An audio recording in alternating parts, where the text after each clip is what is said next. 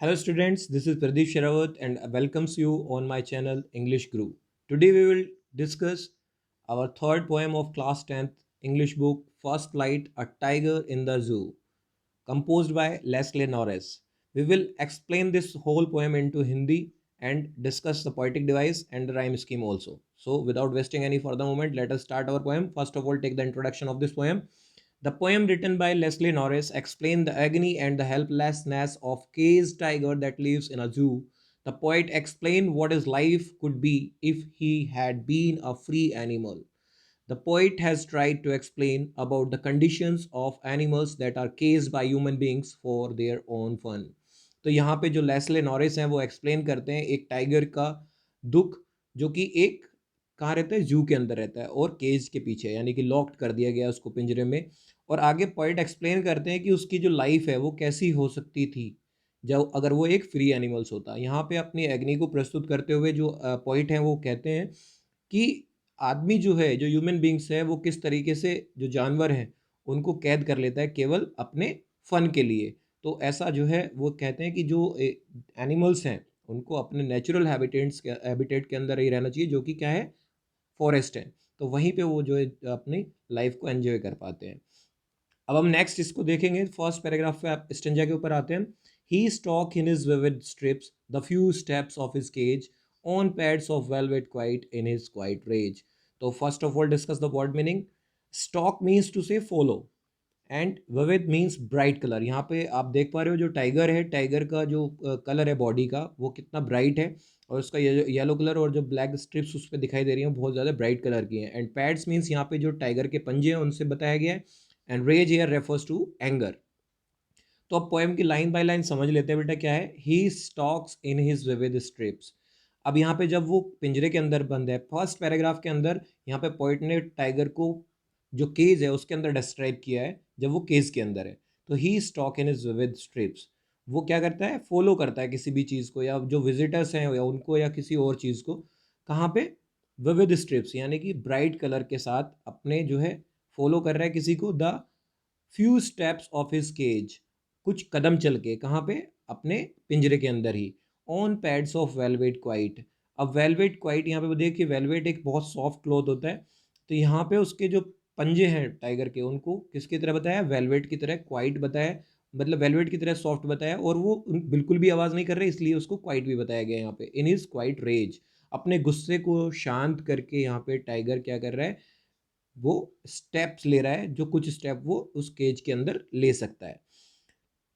तो स्टूडेंट यहाँ पे हम जो है पहले राइम स्कीम मैंने जो है डिस्कस कर लेते हैं। राइम स्कीम के अंदर यहाँ पे क्या है कि जैसे लास्ट वर्ड हम नोटिस करेंगे he stalks in his vivid stripes. तो लास्ट वर्ड हमारा स्ट्रिप्स है। देन सेकेंड लाइन में आ जाते हैं the few steps of his cage. Second line का लास्ट वर्ड हमारा केज है that is not match with stripes. Then on pads of velvet quiet. Last word हमारा क्वाइट है that also not match with the cage और neither with stripes. तो first line का में हम ए डाल देंगे सेकेंड में B and third line C. Then in last line in is quite rage. तो यहाँ पे जो रेज है दैट मैच विद केज। तो केज के सामने हमने कौन सी चीज मेंशन की थी बी। तो अब हमारी जो राइम स्कीम बनती है that is A B C B. That is our rhyme scheme. तो आगे के लिए हम डिस्कस करते हैं जो राइम स्कीम हमने डिस्कस कर ली A B C B. Then personification. अब पर्सनिफिकेशन इसमें हमारा टूल है वो देखिए कैसे है। पर्सनिफाइड क्या होता है जब हम किसी चीज़ को पर्सनिफिकेशन करें। ठीक है अब यहाँ पे पर्सनिफिकेशन किस चीज़ को किया गया है आपने नोटिस किया हुआ यहाँ पे जो टाइगर है उसको ही कह के संबोधित किया है यहाँ पे। तो इट मीन्स ही हम किसके साथ लगाते हैं ह्यूमन बींग्स के साथ। तो यहाँ पे पर्सनिफाइड कर दिया गया है टाइगर को that's why here is personification. Then another thing metaphor. Metaphor क्या है यहाँ पे the tiger's paws are compared with velvet. जब किसी चीज़ को दूसरी चीज़ के साथ कंपेयर किया जाए ठीक है तो यहाँ पे हमारा क्या होता है मेटाफर। देन एंजेबमेंट में आते हैं। एंजेबमेंट क्या है सेंटेंस से continue to the next line without any punctuation mark. Punctuation आप जानते होंगे full stop question mark comma inverted comma ये सारे हमारे पंक्चुएशन मार्क होते हैं। तो जब कोई भी एक सेंटेंस दूसरी लाइन में कंटिन्यू होता है तो वहाँ पे हमारा और विदाउट एनी पंक्चुएशन मार्क तो वहाँ पे हमारा क्या होता है एंजेबमेंट। जैसे इसमें आप देखिए first line he stalk in is vivid strips यहाँ पे कोई पंक्चुएशन मार्क्स नहीं है। फिर उसके बाद सेकंड लाइन में जब हमारा the few step of his cage, यहाँ एक हमारा पंक्चुएशन मार्क आ रहा है, इट मीन्स फर्स्ट लाइन हमारी कैरी थी सेकंड लाइन तक विदाउट एनी पंक्चुएशन मार्क, तो यहाँ हमारा क्या था, एंजेबमेंट। देन इमेजिनरी, इमेजिनरी क्या है, poet tries to create an image about the tiger, तो एक टाइगर के रिगार्डिंग वो एक इमेज क्रिएट कर रहे हैं, he stalk in his vivid stripes the few steps of his cage, तो ये इमेजिनेशन है, that is why here imaginary tool is used. Consonance, use of S sound, यानी कॉन्सोनेंस हम समझ लेते हैं पहले होता क्या है। कॉन्सोनेंस जहाँ पे हमारे कंटिन्यूस वर्ड के साथ जो वर्ड हमारे कॉन्सोनेंट है वो रिपीट होते हैं, वहाँ पे हमारा क्या होता है, कॉन्सोनेंस। तो यहाँ पे हम एस साउंड रिपीट हमारा हो रहा है, देखिए स्टॉक्स हिज स्ट्राइप्स, यहाँ पे हमारा क्या है, कंटिन्यूस हमारा कॉन्सोनेंट साउंड रिपीट हो रहा है। Then assonance, use of vowel sound in his vivid strip, यानी कि एसोनेंस में जब हमारा कंटिन्यूस वर्ड के अंदर क्या हो, कोई भी वोवल साउंड रिपीट हो, तो वहां हमारा क्या होता है, एसोनेंस होता है। Now come on to the next thing, he should be lurking in shadow, sliding through long grass near the water hole where plump deer pass. Lurking यहाँ पे क्या मतलब है, लर्किंग का मतलब है to be hidden as to wait for his prey. तो lurking का मतलब होता है कि एक जगह पे छुपे होना और वहां पे क्या करना, वेट करना अपने शिकार के लिए। तो he should be lurking in shadow, तो वो पॉइंट कहता है कि उसको जो है पिंजरे में नहीं होना चाहिए। अब वो यहाँ पे जो है उसकी इमेजिनेशन कहाँ कर रहा है, जंगल के अंदर कर रहा है। तो वो कह रहा है कि उसको जो है पिंजरे में ना हो कि कहाँ होना चाहिए, ही should be lurking in shadows, shadows के अंदर, यानी कि अपने शिकार के लिए छुपा होना चाहिए। स्लाइडिंग थ्रू लॉन्ग ग्रास, और वहां से क्या करना चाहिए, उसको स्लाइड करते हुए उन लॉन्ग ग्रास से, नियर द वाटर होल, अब उनके साथ में रहना चाहिए जहाँ पे, जहाँ कोई भी पानी का स्रोत हो, जहाँ पे पानी अवेलेबल हो। वेयर प्लम्प डियर पास, जहाँ से कि क्या होते हैं, जो डियर होते हैं, हिरन जो होते हैं, वो क्या करें, पास करें पानी पीने के लिए, और उनको क्या कर ले, टाइगर अपना शिकार बना ले। तो यहाँ पे उसने बताया टाइगर को कि उसको जो है वास्तव में कहाँ पे होना चाहिए, जंगल में होना चाहिए, जिससे कि वो अपने जो लॉन्ग ग्रास है वहां पे छुप के और किसका वेट कर सके, प्लम डियर, यानी कि बड़े मोटे ताजे डियर का, जो कि वहां पे पानी पीने के लिए आए और उनको वो शिकार कर ले। अब ये देखिए इसमें लिटरेरी डिवाइस क्या दिया है बेटा, राइम स्कीम पहले हम इसको देख लेते हैं, यहाँ भी ए बी सी भी है, किस तरह से है, he should be lurking in shadow, sliding through long grass.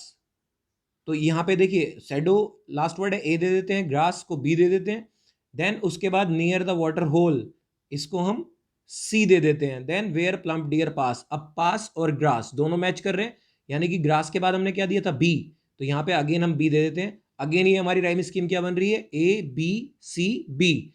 तो अब नेक्स्ट क्या चीज है यहाँ पे हमारी, देखिए एंजेबमेंट है, एंजेबमेंट आपको इसको पूरे में मिलेगा, line continues to the next line. Enjambment में आपको बता ही चुका हूँ क्या होता है, कि जब एक लाइन दूसरी लाइन में भी कंटिन्यू रहे विदाउट एनी पंक्चुएशन मार्क, तो वो हमारा क्या होता है, वहां पे एंजेबमेंट होता है। तो यहाँ पे देखिए एंजेबमेंट कहाँ दिया गया है, समझ लेते हैं इसको। Sliding through long grass near the water hole, तो यहाँ पे कोई हमारा पंक्चुएशन मार्क्स नहीं था, ठीक है, स्लाइडिंग थ्रू लॉन्ग ग्रास, इसके बाद कोई पंक्चुएशन मार्क नहीं है, ये भी कंटिन्यू चल रहा है। नियर द वाटर होल, यहाँ भी कोई पंक्चुएशन मार्क नहीं है। वेयर प्लम्प डियर पास, यहाँ फुल स्टॉप आ रहा है। इट मीन्स हमारी जो सेकंड थर्ड लाइन है वो कंटिन्यू है विदाउट एनी पंक्चुएशन मार्क, तो यहाँ हमारा क्या आ जाता है, एंजेबमेंट आ जाता है। देन एलिट्रेशन, एलिट्रेशन क्या है हमारा, use of sound P at the start of two words, जब हमारी कंटिन्यूस टू वर्ड्स के अंदर हमारा सेम साउंड हो, ठीक है, तो वहां हमारा क्या होता है, एलिट्रेशन, यानी कि repetition of same sound. Imaginary, again imagination जहाँ पे किया जाता है, लर्किंग इन शेडो, हमने पहले ही यहाँ पे डिफाइन किया कि वो इमेजिन कर रहा है कि वहां पे उसको होना चाहिए। अब हम थर्ड स्टेंजा पे अपने आ जाते हैं, he should be snarling around houses at the jungle's edge. देखिए बेटा कई बार क्वेश्चन पूछ लिया जाता है कि जो हमारे स्टेंजा है वहां पे किस स्टेंजा के अंदर जो टाइगर है पोइट उसको इमेजिन करता है, तो यहाँ थर्ड स्टेंजा में भी पोइट उसको कहाँ पे इमेजिन कर रहा है, जंगल में, फॉरेस्ट के अंदर इमेजिन कर रहा है। He should be snarling around houses at the jungle's edge, baring his white fangs his claws, terrorising the village. अब यहाँ पे हम कुछ वर्ड्स हमारे नए आए हैं उनको देख लेते हैं। स्नॉर्लिंग मीन्स यहाँ पे क्या है, वार्निंग साउंड, जो जानवर जो दहाड़ते हैं, यानी कि जो शेर की दहाड़ है वो क्या है, वार्निंग साउंड है।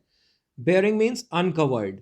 देन फैंक्स यहाँ पे शार्प टूथ ऑफ एनिमल्स, देखिए कुछ जो जानवर होते हैं उनके आपने देखे होंगे साइड में बहुत नुकीले दांत होते हैं, उनको फैंक्स बोला जाता है, ठीक है। तो he should be snarling around houses at the jungle's edge. अब यहाँ पे पॉइंट फिर कहता है कि उसको कहाँ होना चाहिए, स्नॉलिंग दहाड़ना चाहिए, वहां पे उसको बहुत तेज आवाज निकालनी चाहिए, around houses at the jungle edge, houses यानी कि जहाँ पे घर हो, वहाँ पे लोग रहते हैं, उनको क्या करना चाहिए, उसको दहाड़ के उनको क्या कर देना चाहिए, डराना चाहिए। Bearing is white fangs is close terrorising the village.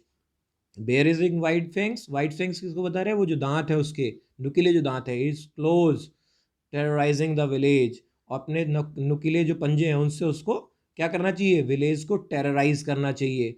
तो वो अब पॉइंट यहाँ पे इन चीज़ों को बता रहा है कि यहाँ पे जो टाइगर है उसको कहाँ होना चाहिए, जंगल के बिल्कुल एज पे, जहाँ जिसके बाद क्या हो, विलेज स्टार्ट होता है, वहाँ पे घर हो, और वहाँ पे वो क्या करे, जोर से दहाड़ लगाए, जिससे कि जो लोग हैं वहाँ पे वो टेरराइज हों, डरे उससे।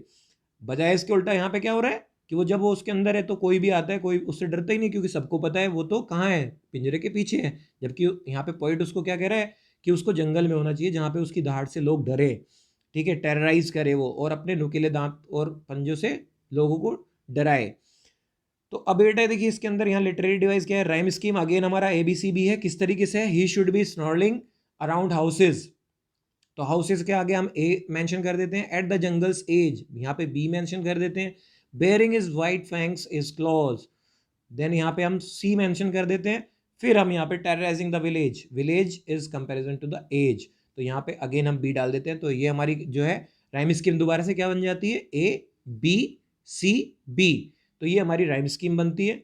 देन अगेन एंजेममेंट हमारा दोबारा से यहाँ पे इसके अंदर है। एंजेममेंट आप समझ ही चुके हो, जब कोई एक सेंटेंस दूसरी लाइन में भी without any punctuation mark continue रहे, तो यहाँ पे देखिए हमारा क्या है, he should be snarling around houses, यहाँ पे कोई हमारा जो है पंक्चुएशन मार्क नहीं है।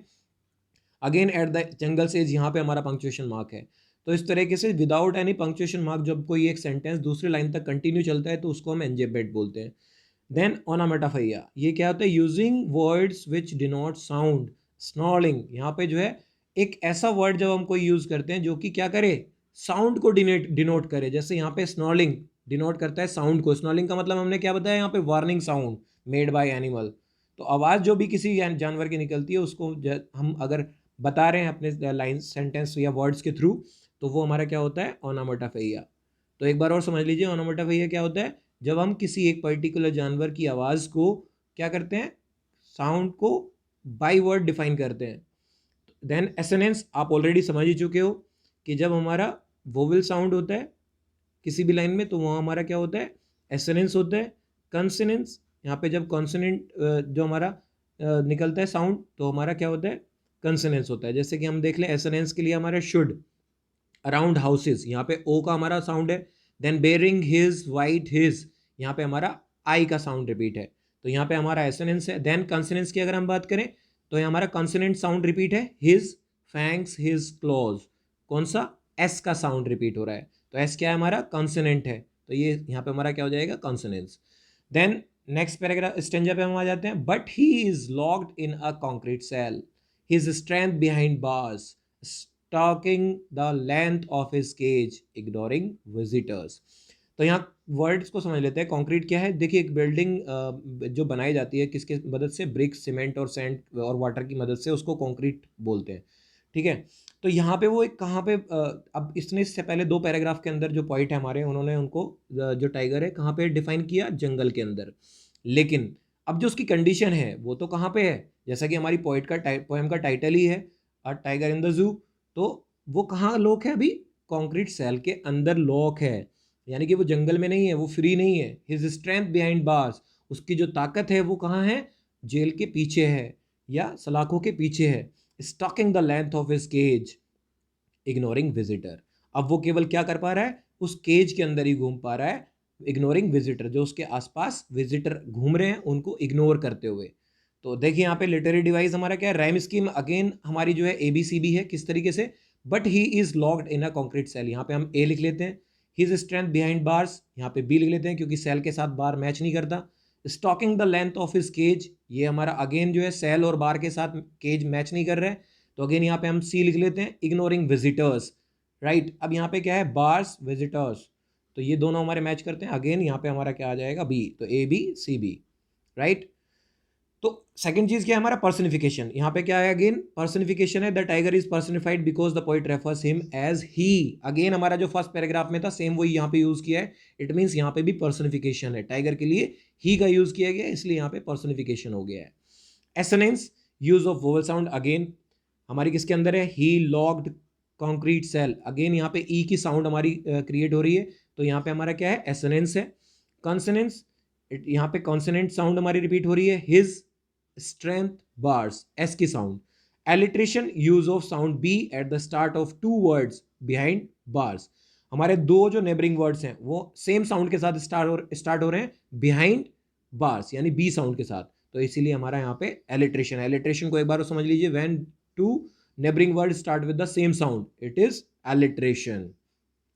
नेक्स्ट हम चलते हैं यहाँ पे, he hears the last voice at night, the patrolling cars, and stares with his brilliant eyes at the brilliant stars। तो पेट्रोलिंग कार्स आप सभी को बताऊंगी, जो रात के टाइम में जो गश्त लगाती हैं गाड़ियां उनको हम पेट्रोलिंग कार बोलते हैं, ठीक है। तो यहाँ पे क्या कर रहा है वो, he hears the last voice at night, वही है जो कि लास्ट जो साउंड है रात को वो सुनता है, वो किस चीज़ की होती है, द पेट्रोलिंग कार्स, उन पेट्रोलिंग कार्स की जो कि ये चेक करने के लिए आती है कि सब कुछ सही है कि नहीं है। And stairs with his brilliant eyes, अब वो कंटिन्यूस जो उसकी ब्रिलियंट यानी कि जो चमकीली आंखें हैं टाइगर की, उनसे क्या चीज़ कर रहा है, at the brilliant star, continuous star की तरफ देखे जा रहा है, ठीक है। तो अब यही हमारी जो है पोएम है, इसके जो लास्ट लिटरेरी डिवाइसेस हम उसको एक बार डिस्कस करें। राइम स्कीम हमारी यहाँ पे दोबारा से वही है, same A B C B, right. A B C B किस तरीके से, देखिए यहाँ पे नाइट है तो यहाँ पे हम ए दे देते हैं, कार्स है तो हम बी दे देते हैं, ब्रिलियंट आईज है तो यहाँ पे सी दे देते हैं, then stars, stars is match with cars, यहाँ पे हमने बी दिया था कार्स के सामने तो यहाँ अगेन हम बी दे देते हैं, तो rhyme scheme again becomes A B C B. Then second thing, enjambment हमारी कंटिन्यूस पोएम के अंदर है, ये पोएम अगर आती है और लिटरेरी डिवाइस आपसे पूछे जाते हैं एंजेबमेंट आप इजीली लिख सकते हो। तो एंजेबमेंट क्या है, यहाँ पे लाइन 3 कंटिन्यूज टू लाइक, यहाँ पे एंजेबमेंट देख लीजिए क्या है, line number 3, and stairs with his brilliant eyes, कोई भी हमारा पंचुएशन मार्क्स नहीं है, कंटिन्यू है line at the brilliant star तक, तो इसको हम कह सकते हैं कि यहाँ हमारा एंजेबमेंट है। एलिट्रेशन, एलिट्रेशन का मतलब मैं आप समझ ही गए होंगे कि जब हमारे जो दो नेबरिंग वर्ड्स होते हैं स्टार्ट विद सेम साउंड, तो यहाँ पे एच के साथ हमारे जो है स्टार्ट हो रहे हैं, ही हियर्स। एसोनेंस हमारा क्या है, use of I sound with his brilliant, assonance यहाँ पे जहाँ पे हमारा वोवल साउंड रिपीट हो तो एसोनेंस होता है। तो स्टूडेंट यही थी हमारी पोएम, थैंक्स फॉर वॉचिंग। अगर किसी ने अभी तक चैनल को सब्सक्राइब नहीं किया है please subscribe my channel, and if you face any type of problem regarding to the poem, please comment in the comment box. Thanks for watching again. Take care.